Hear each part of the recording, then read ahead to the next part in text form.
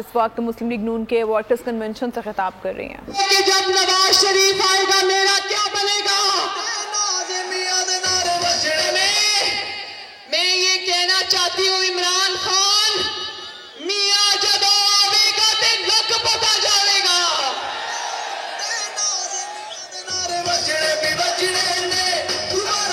नवाज शरीफ ने लंदन से बैठ के तुम जिस कंटेनर से उतरे थे, नवाज शरीफ ने 3.5 साल बाद तुम्हें उस कंटेनर पे वापस चढ़ा दिया।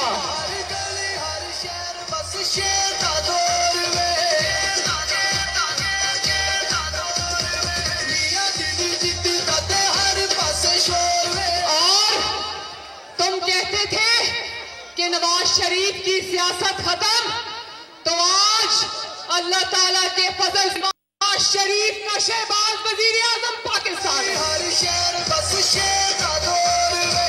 नवाज शरीफ का हमजा वजीर आला पंजाब है। और तुमने नवाज शरीफ से क्या मुकाबला करना है। तुम तो शहबाज शरीफ से इतना डरते हो कि तुम्हारी टांगे कांपती हैं।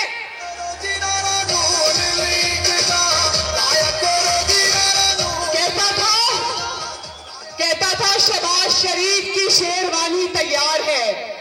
हाँ बेटा, शहबाज शरीफ की ना सिर्फ शेरवानी तैयार थी, बल्कि शहबाज शरीफ ने वो काली शेरवानी पहन भी ली और अल्लाह ताला के फजल से पाकिस्तान का वजीर आजम भी बन के आप बैठो, अपने जख्म चाटते रहो। तुम इमरान खान, तुम अपनी नापाक जबान से नवाज शरीफ और शहबाज शरीफ का नाम भी कैसे लेते हो। शहबाज शरीफ का तुमसे क्या मुकाबला। कहां वो दोपहर को 12 बजे उठने वाला इमरान खान और कहां वो सुबह फजर के वक्त 5 बजे उठ के काम में लग जाने वाला शहबाज शरीफ।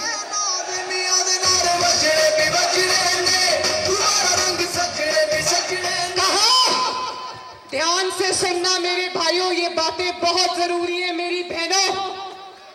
कहां वो 4 घंटे इमरान खान का जानते हो ना, 12-1 बजे दफ्तर जाता था और 4 बजे बनी गाला वापस चला जाता था और बनी गाला में जाकर अगले दिन सुबह 12 बजे तक उसका कोई खबर नहीं होती थी। पता नहीं कहां जाके सो जाता था। तो कहां 4 घंटे इंतकाम में सर्व करने वाला इमरान खान और कहां दिन रात एक करके अवाम की खिदमत करने वाला शहबाज शरीफ। कहां तारीखी नालायकी, तारीखी नाअहली से बैड गवर्नेंस के रिकॉर्ड्स कायम करने वाला इमरान खान और कहां चंद दिन में गवर्नेंस का सारा ट्रैक सीधा करने वाला शहबाज शरीफ।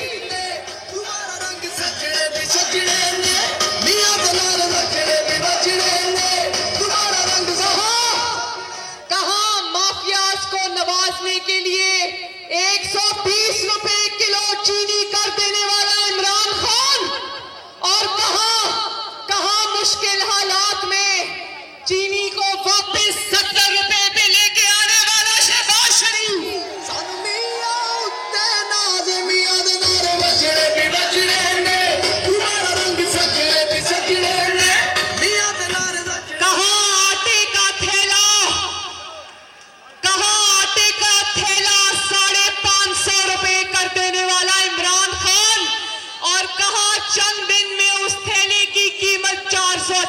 रुपए पे लाने वाला शहबाज शरीफ।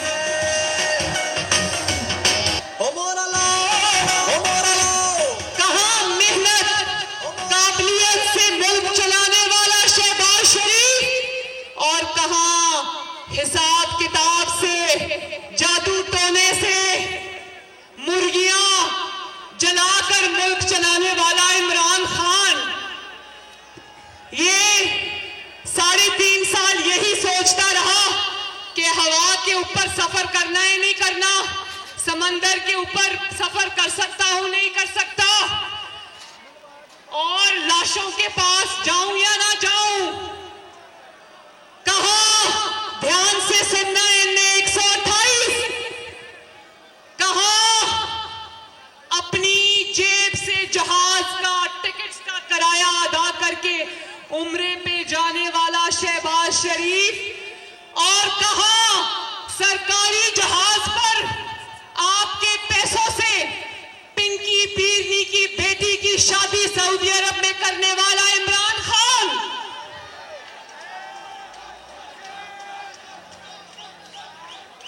कहा वो याद है ना जब बलोचिस्तान में हजारा कम्युनिटी के गले काटे गए थे, हजारा कम्युनिटी इसको बुलाती रही, लाशें सामने रखकर बैठी रही, और ये कहता था, क्योंकि पीरनी साहिबा ने मना किया था कि अगर मैयतों के पास गए तो तुम्हारा इक्तदार खत्म हो जाएगा, लाशों रख के उनके प्यारे, उनकी बेटियां, उनके बेटे पुकारते रहे, ये उनके पास नहीं गया। और कहा शहबाज शरीफ जिसको आए हुए अभी 2 हफ्ते भी नहीं हुए, कभी वो बलोचिस्तान पहुंचा होता है, कभी वो सिंध पहुंचा होता है, कभी वो खैबर पख्तूनख्वा पहुंचा होता है।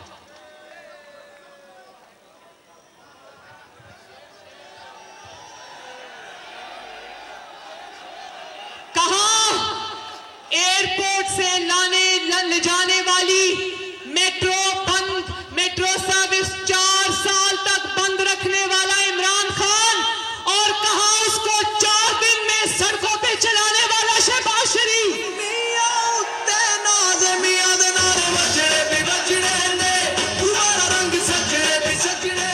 एनए 128 ये बात मेरी याद रखना मेरे प्यारे भाइयों और बहनों, के इससे बड़ी किसी हुकूमत की नाकामी नहीं हो सकती कि जब वो हुकूमत से निकले तो उसको अपना इनामा एमाल में खिदमत के लिए दिखाने के लिए एक प्रोजेक्ट भी ना हो। और मैं चैलेंज करती हूं कि इमरान खान को कहो कि सिर्फ 1 मिनट अपनी 4 साल की कारकर्दगी में सर्व करे बताने में, तो हम भी माने, लेकिन ये 1 मिनट तो क्या बोलेगा, ये एक लफ्ज अपनी कारकर्दगी पर नहीं बोल सकता, क्योंकि इसके पल्ले कुछ भी नहीं है।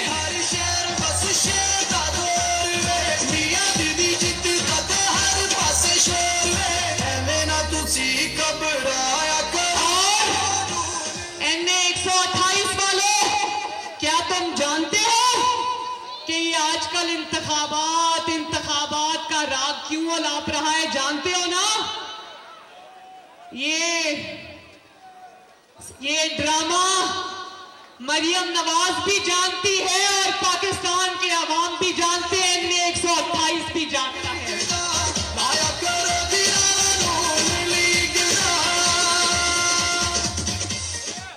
इंतखाबात से वो डरते हैं जो 16 में से 15 ज़िमनी इंतखाबात अपनी हुकूमत के बावजूद हार गया हो। इंतखाबात से वो डरता है जिसको नकल करके पर्चा पास करने की आदत पड़ गई हो। इंतखाबात से मुस्लिम लीग नून नहीं डरती, अल्लाह ताला के फजल से, क्योंकि मुस्लिम लीग नून के साथ ये शेर और शेरनियां खड़े हैं डट के। मुस्लिम लीग नून इंतखाबात से क्यों डरेगी? मुस्लिम लीग नून जानती है कि आवाम की ताकत अल्लाह ताला के फजल करम से आज भी मुस्लिम लीग नून के साथ खड़ी है।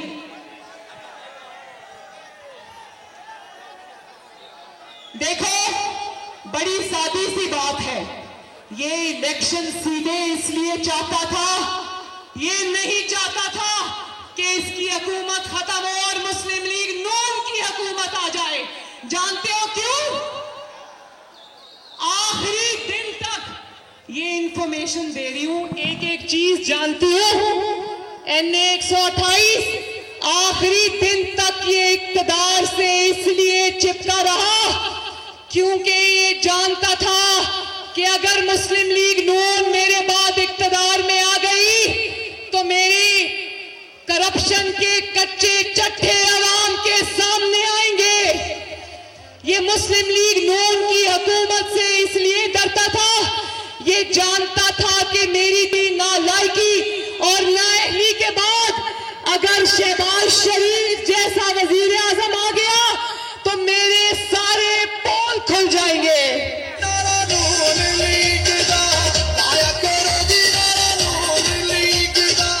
आखिरी मिनट तक मिन्नतें करता रहा, कभी इस्टेब्लिशमेंट के पांव पकड़ता रहा, कभी आसिफ अली जरदारी के पास ये अपने दोस्त को आखिरी दिन तक भेजता रहा, उसकी मिन्नत करता रहा कि वोट ऑफ नो कॉन्फिडेंस से निकल जाओ, मेरी हुकूमत मत गिराओ।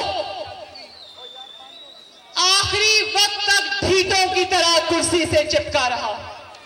फिर भी जब बात ना बनी तो झूठे साजिशी खत का ड्रामा ले आया। वहां पर एक मेरा बच्चा खड़ा था जिसने ये देखो, मुझे अवाम को कुछ बताने की जरूरत नहीं, उस पे लिखा हुआ है नंबर पूरे ना हो तो साजिश होती है। हर पासे शोर है मैं ना तुसी घबराया करो जिनारा नून लीग दा, लाया करो जिनारा नून लीग। कारकर्दगी का खाना खाली होना, NA 128 कारकर्दगी का खाना खाली हो कर रही हैं। फराह गोगी का आपकी एहलिया से क्या रिश्ता था?